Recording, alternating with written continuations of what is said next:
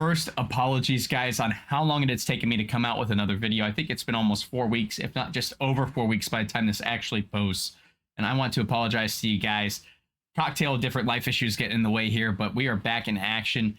Few of these stories playing catch up, I think, will be a little bit out of date, about a month or so old, but I still think they're important to cover as they are monumental tournaments and other news coming out of futsal. So let's dive right in, starting with the AFC 5-on-5 tournament. This was a very exciting tournament the whole way around and included some crazy talent, including powerhouses like Iran, World Cup hosts like Uzbekistan, AFC defending champs Japan, as well as host Thailand, all being major players in that space over in the Asian Football Confederation. And most excitingly was host Thailand. And we take a look at the way that this tournament is formatted and where it was. It was taking place in Thailand in front of a white hot crowd. More to come on that. But just like CONCACAF, with there being 4 total slots available, a quarterfinal win is all you need to qualify for the World Cup. That said, there's still plenty of tournament to be played, and it did not disappoint as everyone fought to the final whistle in their campaign, regardless of positioning in the table, regardless of whether that World Cup slot was won or lost. So it was a very exciting tournament the whole way around. Let's take a look at the groups and what started to set the tone. Group A, unsurprisingly, hosts Thailand cruise through Group A in front of an absolutely crazy crowd that was super loud and energetic. You know, one of the interesting things about watching these on YouTube, the Asian Cup did not have any commentary. So it is really up to the crowd to carry the noise in the video and make it sound alive and give it life, and they certainly did that. They were behind Thailand in every single game, and it started from day one as they started their campaign.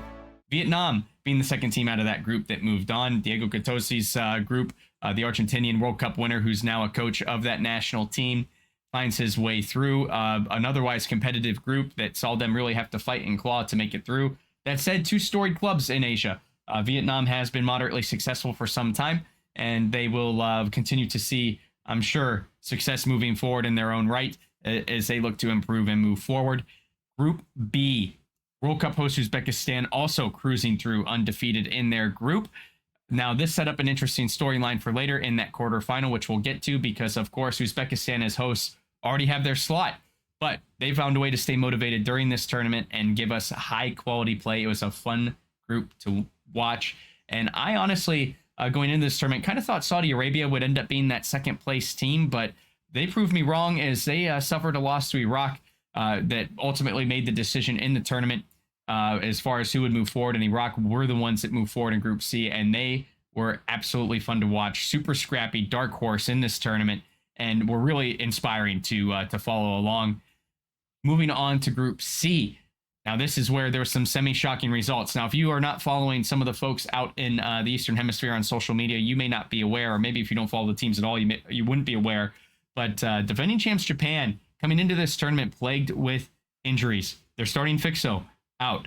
They're starting Pivo out. And it turned out that their talent on the bench wasn't deep enough to get them to repeat or even attempt to repeat the back-to-back champions. They were knocked out in the group stage. A lot of fans in social media, particularly in the Futsal Japan Facebook group, questioning some of the tactics by the coach. Why weren't there bigger changes made? Why didn't we adjust to not only the injuries in the squad, but also to the competition that they faced? So ultimately, with Japan kind of sliding out of the way with their struggles, you see Tajikistan as well as the Kyrgyz Republic moving on and taking those 2 slots into that quarterfinal competition. Bit of a shakeup from the norm that we see. So very interesting to see out of that Group C, and a bit of a dogfight all the way to the end as Japan tried to find a way to scratch back into this, just couldn't find a way to do it, unfortunately for them. Group D, back to some unsurprising results as powerhouses Iran were the team to beat, and they were undefeated through their group.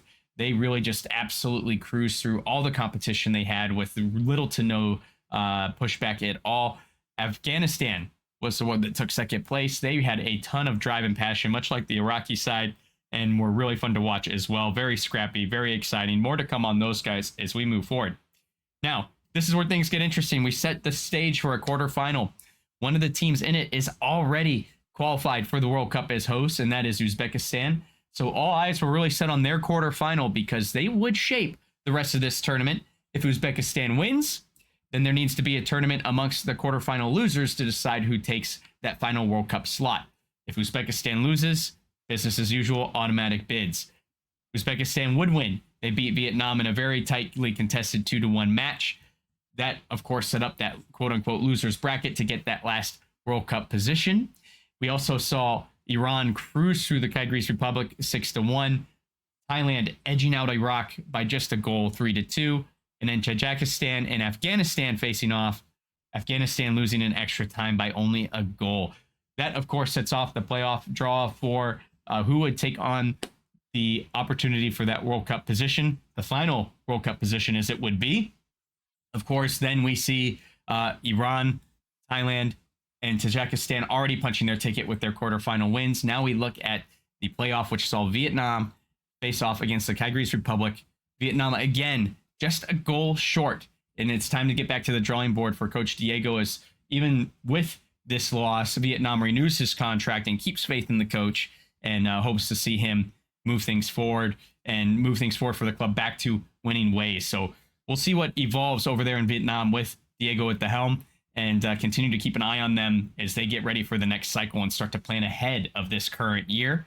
Then we also saw the two scrappy teams I mentioned, Iraq and Afghanistan, face off each other, and this game was a thriller. Afghanistan ultimately winning 3-5 to move on to that next round of competition.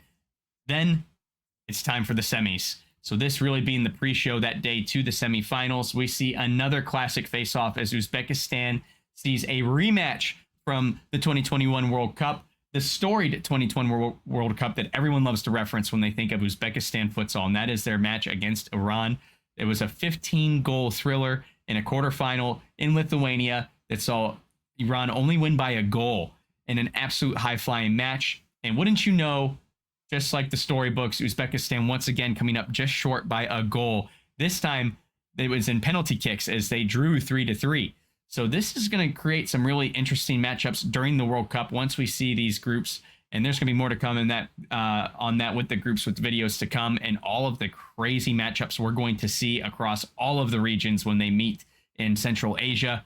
But unfortunately, Uzbekistan finds themselves in a third place match with just falling short to Iran once again. Next